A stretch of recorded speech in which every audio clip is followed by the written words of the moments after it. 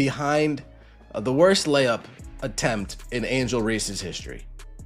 Of the thousands that we have to choose from, they are deeming this the worst bloopy of all time. Wow, let's take a look. Off the backboard, pass to herself. Oh, Angel Reese is one step ahead, and then she makes a layup. Thank goodness.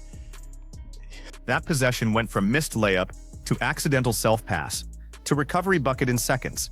But the strangest part of Angel Reese's Barbie night was not the blooper itself. It was how one awkward play, one physical exchange, and one post-game comment became a full-scale argument about her game, her image, and whether people are criticizing what she actually said or the most extreme interpretation of it. We're gonna start over here.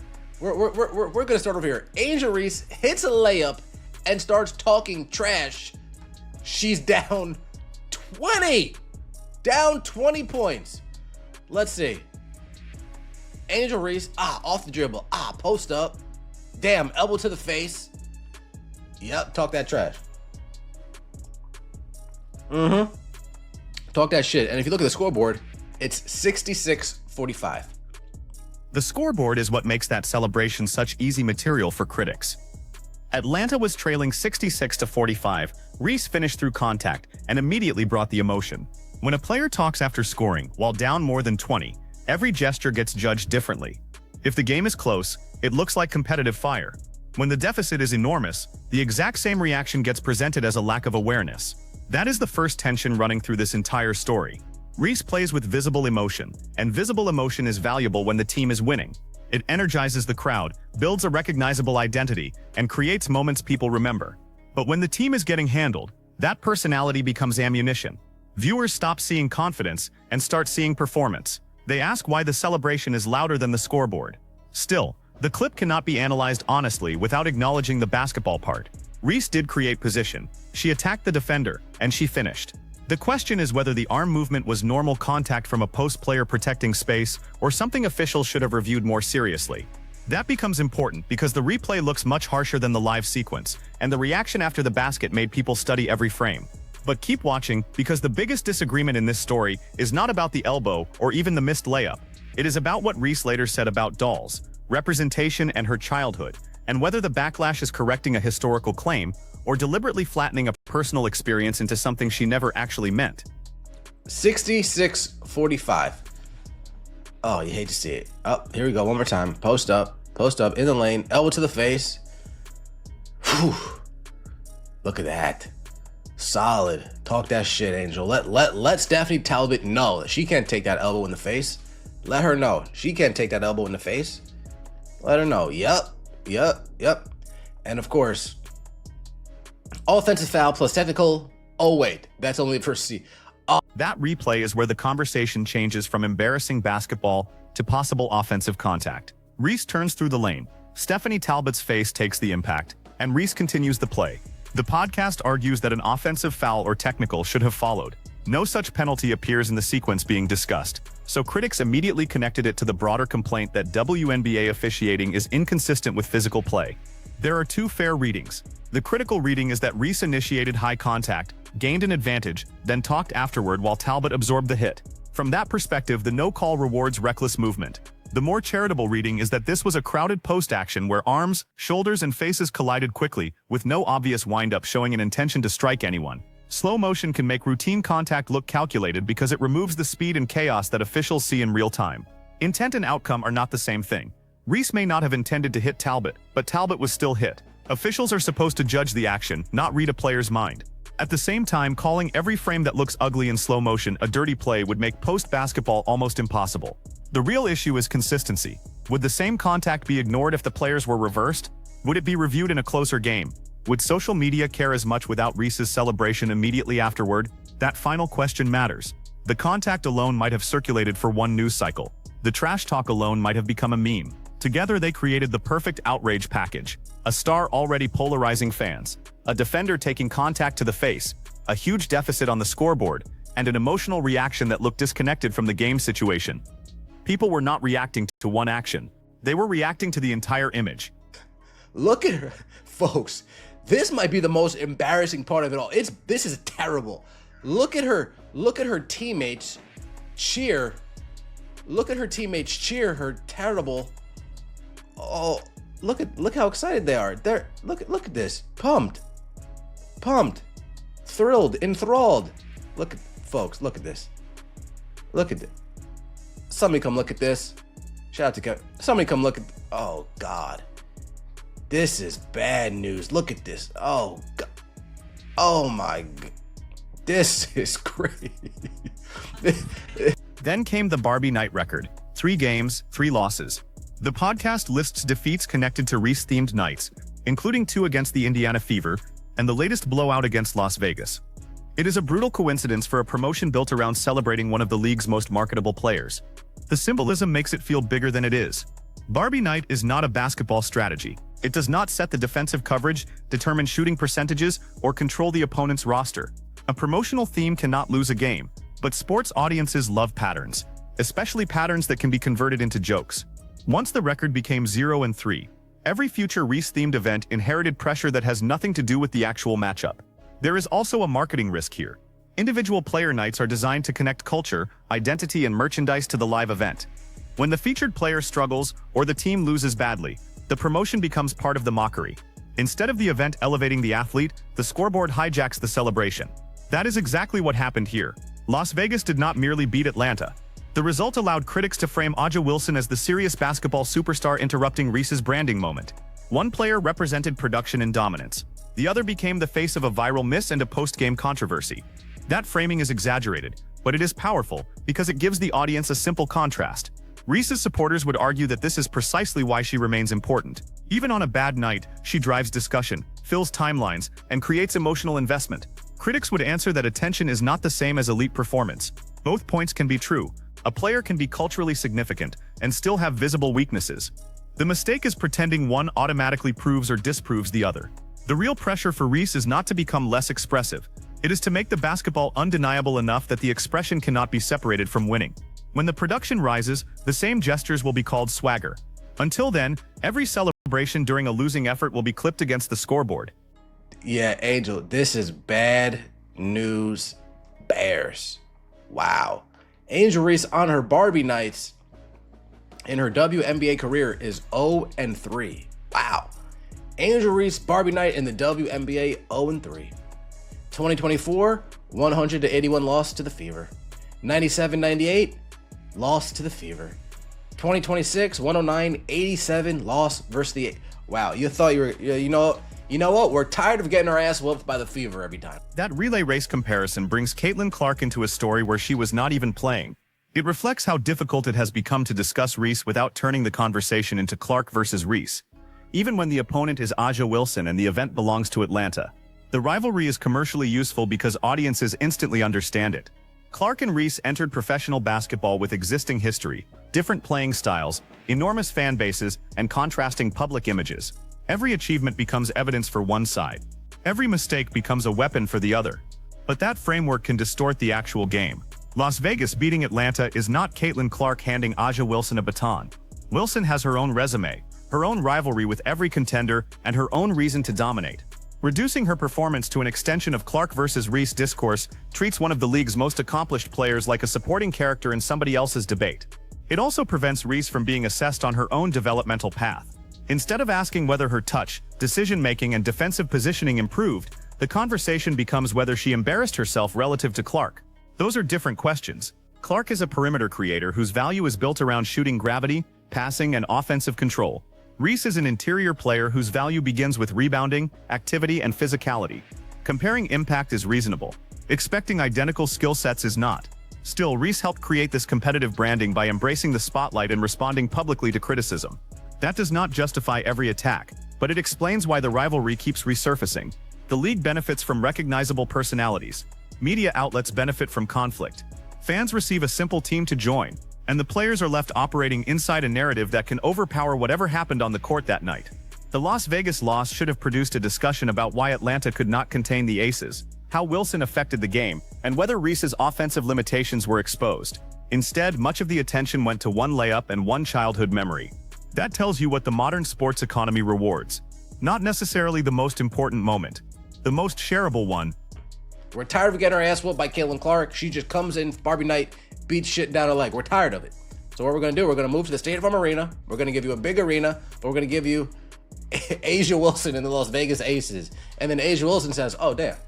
Oh, you're getting me Barbie night now? This is like them running a race and running the Beat Angel Reese on Barbie night race. And Caitlin Clark is carrying the baton. And then what she did, she just handed that baton off to Asia Wilson. Asia Wilson said, thank you. Bop, bop, bop. Here is the original context that triggered the second half of the controversy. Reese explains that she did not really play with dolls growing up, because the dolls she saw did not look like her. She talks about hair, nails, appearance, and finally seeing a version connected more closely to her identity. That is not exactly the same as declaring that no black dolls existed anywhere in America. The podcast and several quoted posts interpret her comments in the broadest possible way, as though she claimed the toy industry had produced 0 black dolls before her childhood. But personal language is often imprecise. There were no dolls that looked like me, can mean none in her home, none in the stores she visited, none that reflected her specific features, or none that felt culturally familiar enough to create a connection. Representation is not a binary switch where the existence of one product ends the discussion. A doll can share a child's skin tone and still not resemble her hair texture, facial features, body type, clothing, interests, or community. Availability also varies by store, neighborhood, income, advertising, and what parents choose to purchase. A product existing nationally does not prove that every child experienced it as accessible or meaningful. That said, public figures are responsible for clarity. When a statement sounds historical, people will fact-check it historically. If Reese meant that the dolls available to her did not feel representative, that is defensible and emotionally understandable. If she literally meant black dolls did not exist when she was young, the timeline contradicts that. The problem is that internet debate rarely pauses to separate those possibilities. One side hears a relatable statement about personal representation and treats any correction as hostility. The other hears an inaccurate claim about history and treats the most literal interpretation as proof of dishonesty. Both sides skip the middle, because the middle is less useful for conflict. This is where the title's deeper question begins to take shape. Was Reese inventing victimhood, or did critics transform a subjective memory into an objective claim so they could defeat it with a timeline? The answer depends on the exact wording, and more importantly, on whether we grant people normal conversational ambiguity when they speak emotionally. All right, let's hear Angel Reese. Angel Reese says she didn't play with dolls as a kid because the dolls were white. Let's hear this nonsense. Honestly, I didn't have a lot of dolls because I didn't have dolls that really looked like me much, and that's why I kind of really wanted to make sure this was super intentional because now that they have a doll that looks like you and nails and hair, but also you can be a killer on the court as well. So. Even the host briefly recognizes that his own reaction is crossing from criticism into personal mockery. The comments about fake hair and nails do not clarify the historical record.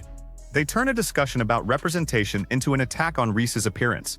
That shift is important because it reveals why many fans stop listening even when the critic has a valid factual point.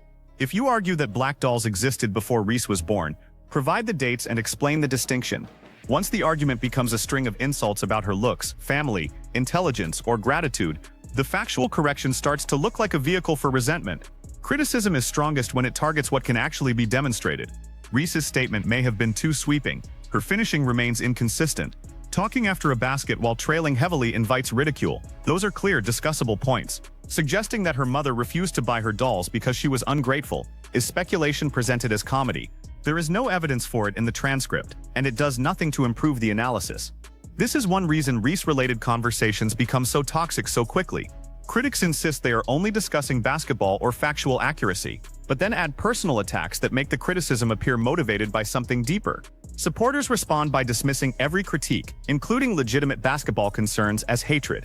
The extremes reinforce each other. The best way out is to separate the claims. Did the layup look awkward? Yes. Did she recover and score? Yes. Was there contact to Talbot's face? The replay shows contact, while intent remains unclear. Was Atlanta losing badly? Yes. Did black dolls exist before Reese was born? Does that automatically invalidate her feeling that she lacked dolls that looked like her? No. Once those points are separated, the controversy becomes much less mysterious. The viral version survives by combining them into one character judgment: bad player, reckless player, dishonest person. But the evidence does not require that total conclusion. Nails and hair. Fake nails and fake hair? Is that what you're talking about? I had to. That's, you know what, folks? That's my bad. That's my bad. I'm trying to be a better person. I should have just left that one to myself. You know what I mean? I should have just let that one sit internally. Honestly, I didn't have a lot of dolls because I didn't have dolls that really looked like me much, and that's why I kind of really wanted to make sure that's super intentional because now that they have a doll that looks like you and nails and hair, but also you can be a killer on the court as well. So that was something that was important for me. Oh, you mean like curly hair? Okay, my bad. It was still funny though. It was still a funny joke. It was still a funny joke. Give me credit. Give me credit. Now we reach the historical evidence. The first official black doll carrying the Barbie name was released in Before that, Mattel had introduced black characters in the Barbie product line, including Christy in Those dates are decades before Reese was born in 2002. So on the narrow historical question, there is no debate. Black dolls existed long before her childhood. By the early 2000s, children could find black dolls across multiple brands, styles, careers, and product lines. Any literal claim that there were no black dolls available anywhere would be inaccurate. But the timeline does not settle the personal question as neatly as critics suggest. Representation has evolved because early inclusion was often limited, inconsistently stocked, or centered around a narrow version of black identity. Even the distinction between a black friend of Barbie and a black doll actually named Barbie mattered culturally. One is inclusion near the center. The other is becoming the center. That distinction helps explain why Reese's own doll can feel meaningful despite decades of earlier products. She is not simply a generic black character placed inside an existing world. The product is built around her name, her athletic identity, her appearance, and the brand she created. For a young fan who follows Reese, that specificity can matter more than the mere presence of a doll with a similar skin tone. The historical correction therefore lands, but the conclusion attached to it may go too far. Evidence proves that black dolls existed. It does not prove Reese personally felt represented by them. It does not tell us what stores she visited, what her family purchased, or which features mattered to her as a child. A careful response would say, black dolls were available, so the language should not erase that history. However, Reese may be describing a lack of personal connection rather than literal non-existence. That explanation is less dramatic than accusing her of fabricating victimhood, but it is more faithful to what can actually be known. There were black Barbie dolls released long before Angel Reese was born. I am so done with this fake victimhood. 1980. The first official black doll named Barbie was released by Mattel. Wow. 1967-68, Mattel previously released black dolls in the Barbie product line, such as Colored Francie and Christy. Shout out to Christy. Shout out to Christy Size. We lost a good one. We lost a good one out there. But they were introduced as friends of Barbie rather than bearing the Barbie name herself. This post presents the most developed version of the criticism. It cites Christy in 1968, the official black Barbie in 1980, Addie Walker from American Girl in 1993, and black basketball-themed dolls before Reese was born. It then argues that a personal anecdote was turned into a sweeping cultural grievance that collapses under a basic timeline check. The strongest sentence in that argument is also the most balanced one. Maybe none of the available dolls felt personally meaningful to her, but that is different from saying they did not exist. That distinction should be the center of the discussion, not a throwaway concession. Public storytelling often compresses complicated memories into one clean sentence. Athletes do it, politicians do it, commentators do it, and ordinary people do it. I never saw anyone like me. Rarely means the speaker conducted an exhaustive survey and found 0 examples. It usually means the examples were too rare, too distant, or too different to shape the person's experience. That does not make accuracy irrelevant. Stories become marketing, marketing becomes media coverage, and media coverage becomes accepted history. When a major brand presents a product as filling a representational void, the company and athletes should avoid implying that earlier black creators, dolls, and consumers did not exist. New visibility should build on that history rather than erase it. Reese could easily clarify the point without abandoning the emotional truth. She could say black dolls existed, but she did not have one that reflected how she saw herself, especially as a young black girl who would become a basketball star. That version respects both the historical record and her own memory. Critics could also acknowledge that correction without declaring the entire experience fraudulent. A mistaken generalization is not automatically a calculated lie. People speak from memory, and memory reflects access, attention, and emotion. The fair response is to correct the broad claim while preserving the narrower truth where it remains plausible. This is the payoff the early clips were building toward. The controversy is not really about whether anyone can locate a black doll made before 2002. That question is easy. The difficult issue is whether historical existence and lived representation are being treated as the same thing. They are not. Angel Reese claiming she never had Barbie dolls growing up because they didn't look like her is a powerful story. It is actually historically dishonest. Christy, Barbie's black friend, entered the world in 1968.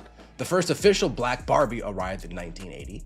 American Girl introduced Addie Walker in 1993. And in 1998, 4 years before Reese was born, Mattel was already selling black basketball-playing Barbie dolls in authentic NBA uniforms.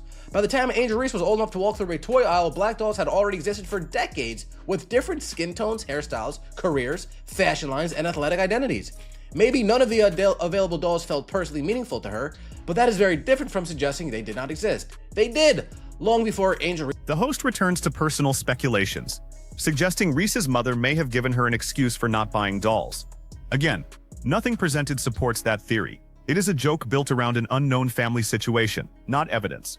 Then he brings in his experience working at Toys R Us and being 8 years older than Reese. That personal experience is relevant in one limited way. It supports the claim that black dolls were visibly sold during the period when Reese was a child.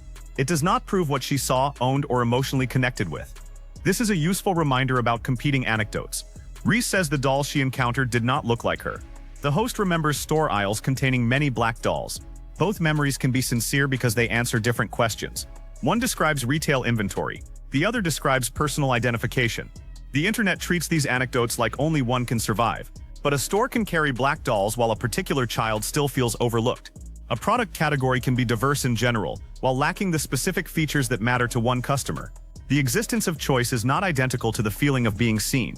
There is also a class and access dimension that the debate ignores. Toys may exist but remain unaffordable, unavailable at a neighborhood store, poorly marketed, or simply absent from a household for reasons a child does not understand. Without details from Reese, it would be irresponsible to invent the explanation in either direction. The clearest factual conclusion remains narrow. The toy industry had produced black dolls long before her birth. The clearest personal conclusion remains open. Reese says she did not feel the dolls she encountered looked like her. Those statements can coexist. What cannot coexist comfortably is the version of the story designed for outrage, where correcting a date somehow proves every emotion was fake, or where respecting someone's emotional memory requires denying documented history. Neither side needs that extreme position. Reese was born. This is another example of a personal anecdote being repackaged into sweeping cultural grievance that falls apart the moment anyone checks the timeline. The irony is almost perfect. A black basketball Barbie existed before Angel. Damn. Maybe that's the excuse her mother gave her on why she didn't buy her any dolls. Damn, was she looking for one of these? Nope, you're not gonna have me. You're not gonna have me. Sounds super legit. Yeah, folks, like I said, I used to work at Toys R Us. I'm 8 years older than Angel Reese. When Angel Reese was old enough to walk through those Toys R Us aisles. Now look at the bench. Her teammates are not reacting as if they just witnessed the collapse of professional basketball. They are encouraging Reese after she stayed with the play and converted the second attempt. That is what teammates normally do. A player misses badly, recovers, scores, and the bench gives her energy instead of making the embarrassment worse. Online, though, the reaction works in reverse. The louder the bench cheers, the more critics treat it as proof that expectations have fallen. They see professional athletes celebrating a basic finish after an ugly miss, and ask whether Reese receives praise for things another star would be expected to do routinely. That comparison is not completely fair, because benches celebrate almost everything during games. Players wave towels after ordinary threes, stand after defensive stops, and scream when a teammate draws a foul. It is part of keeping energy alive during a long season. Nobody on the bench is conducting an objective evaluation of footwork in that moment. They are supporting their teammate. But Reese has become one of those athletes for whom ordinary mistakes no longer remain ordinary. Her misses are clipped, slowed down, set to music, and added to compilations. A strange shot from another forward disappears by the next possession. A strange shot from Reese becomes a referendum on her entire career. Some of that attention is the cost of celebrity. Reese has leaned into branding, fashion, confidence, and the Barbie identity. She is not trying to be invisible. When a player builds a large platform around personality, the platform magnifies everything, including the bad nights. Yet there is also an obvious double standard in how mistakes are cataloged. Plenty of elite rebounders and interior players have awkward attempts around the rim. Very few have every miss presented as a historic event. The legitimate criticism is not that Reese ever misses, it is that her finishing efficiency and touch have remained central questions about her development. Rebounding creates extra possessions, but converting those possessions determines how valuable they become. If a player repeatedly earns offensive rebounds and then struggles to finish, the box score can make the sequence look more productive than it felt while watching. That does not erase the skill required to secure those rebounds. Positioning, effort, timing, and strength are real abilities. There were black Barbie dolls, black Monster High dolls, black American Girl dolls. I believe there were some black Cabbage Patch Kids as well. Yeah, all over the place. All over the place. I have to really sit and think back. There's tons of more doll lines. Baby Alive. Tons more that I need to sit and remember. But there were a plethora of black dolls that Angel Reese could have chose from. But you know what? That doesn't sell. Victimhood sells. Why? Because Sandy Brondello is a racist. That's why. The next step is cleaner footwork and a calmer first attempt, so the second chance is not always needed. That is a basketball conversation worth having. Calling every awkward layup the worst in league history may be entertaining, but it often replaces analysis with humiliation. The final argument is that victimhood sells. That is a serious accusation because it suggests Reese deliberately reshaped history for branding and sympathy. The transcript does not establish intent. It shows an imprecise statement, a promotional context, and a commentator interpreting the statement as calculated grievance. Brands absolutely use emotional storytelling. A product launch is more compelling when it represents progress, identity, and a personal journey. Reese's connection to Barbie has commercial value because it turns a doll into a symbol of visibility. That gives everyone involved an incentive to tell the story in the most emotionally powerful form. But commercial incentive is not proof of deception. Reese may genuinely remember feeling that the dolls around her did not reflect her appearance. Mattel may genuinely view her product as a new level of representation. The campaign can be both profitable and meaningful. The responsibility falls on both sides. Reese and the brand should describe the history carefully, recognizing the black dolls and pioneers who came before her. Critics should challenge inaccurate wording without pretending a product's existence guarantees that every child felt represented by it. And this brings the entire night together. The awkward layup became evidence that Reese cannot play. The contact with Talbot became evidence that she is dirty. The celebration became evidence that she lacks awareness. The doll comment became evidence that she is dishonest. Every isolated moment was expanded into a complete verdict about the person. That is how viral sports commentary works. It takes a real flaw, adds a fair criticism, stretches the conclusion, and then rewards the most humiliating interpretation. Reese gave critics plenty to work with. The missed attempt was ugly. The scoreboard made the trash talk look poorly timed. The contact deserved scrutiny, and the doll comment needed more precise language. None of that requires pretending she has no basketball value, intended to injure Talbot, or fabricated her childhood for profit. The better basketball question is whether Reese can turn elite activity and rebounding into efficient offense and winning impact. The better cultural question is whether her new visibility honors the history before her, instead of implying she created representation from nothing. Those questions are harder than posting a blooper, but they lead somewhere, so choose your side. Was this Barbie night proof that Angel Reese's critics have been right about her game and her public image? Or was it another example of people taking one bad night and stretching it into a character assassination? Drop your answer in the comments. Like the video if you want more WNBA breakdowns that separate the facts from the outrage, and subscribe for the next story.